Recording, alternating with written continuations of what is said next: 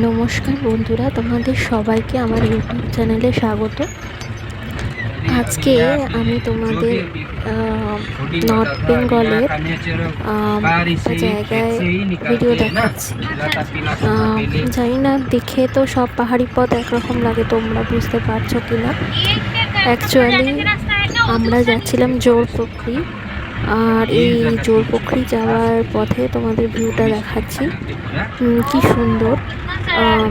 এর আগেও আমরা অনেকবার নর্থ বেঙ্গল গেছি, চেষ্টা করেছি বিভিন্ন সময় বিভিন্ন জায়গায় যেতে, তবে দার্জিলিংটা একেবারেই কমন। তো জোরপোখরি পৌঁছে দেখতেই পাচ্ছ এই যে একটা মনেস্ট্রি। এখানে কোনো একটি লজ ছিল, সেটারই তোমাদের ভিডিওতে দেখতে পারলে তোমরা।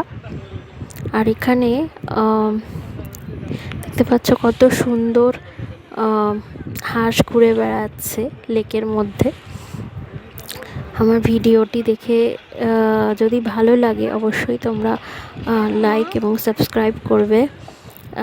এখানে আমার এত সুন্দর লাগছিল, আর পুরোটাই কুয়াশাতে ঢাকা ছিল।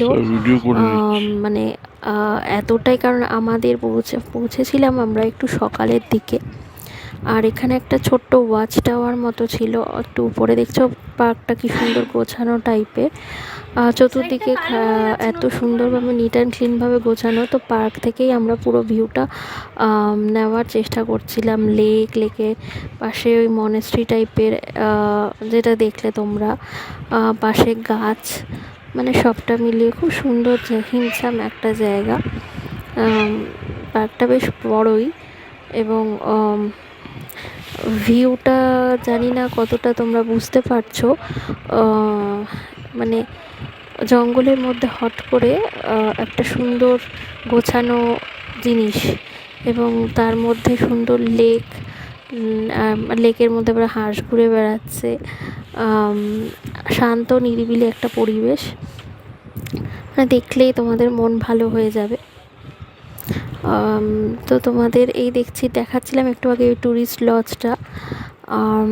এবার তোমাদের এরপরে বাইরের দৃশ্যটাও দেখাবো, যে এন্ট্রি গেটের বাইরে গিয়ে কীরকম দেখাচ্ছে।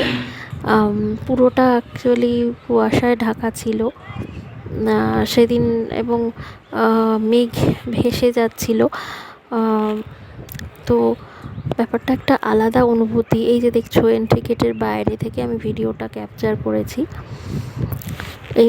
আমি একটি খুবই সামান্য ইউটিউবার, বা বলতে পারো মানে খুবই সাধারণ একজন ব্লগার, মানে যে সবে ব্লগিং শুরু করেছে।